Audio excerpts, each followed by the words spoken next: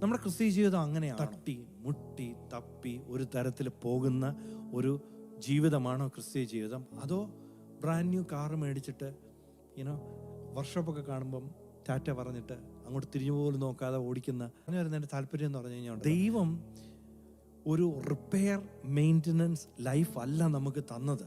ഭൂമിയിൽ ദൈവം മനുഷ്യനെ സൃഷ്ടിച്ചപ്പോൾ ഇങ്ങനെയാണെന്നോ പറഞ്ഞത്, നീ കുഴി ചെന്ന് വീഴും, അപ്പോൾ ഞാൻ രക്ഷപ്പെടുത്തും, പിന്നെ നീ കുഴി ചെന്ന് വീഴും, രക്ഷപ്പെടുത്തും, പിന്നെ തട്ടിമുട്ടി ഒരു വിധത്തിൽ എങ്ങനെയെങ്കിലുമൊക്കെ ജീവിച്ചോണം എന്ന് പറഞ്ഞാണോ ദൈവം ഏദൻ തോട്ടത്തിൽ മനുഷ്യനെ ആക്കിയത്? അതോ സകല ഭൂചര ജന്തുക്കളുടെ മേലും വാഴുവീൻ എന്ന് പറഞ്ഞാണോ ആക്കിയത്?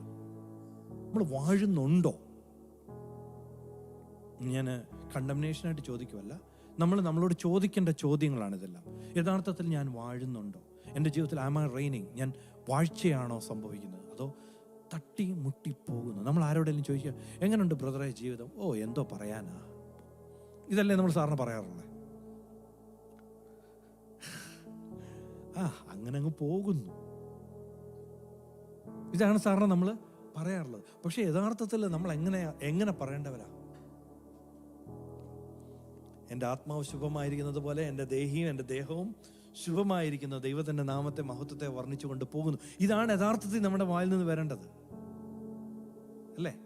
അപ്പം ഇതിൽ നിന്ന് അതിലേക്ക് എങ്ങനെ എത്താം എന്നുള്ളതാണ് നമ്മൾ ചിന്തിക്കേണ്ടത്. അതോ ഇങ്ങനെയൊക്കെ പോയാൽ മതിയോ എന്ന് നമ്മളാ തീരുമാനിക്കേണ്ടത്, ദൈവമല്ല തീരുമാനിക്കേണ്ടത്, അല്ലേ?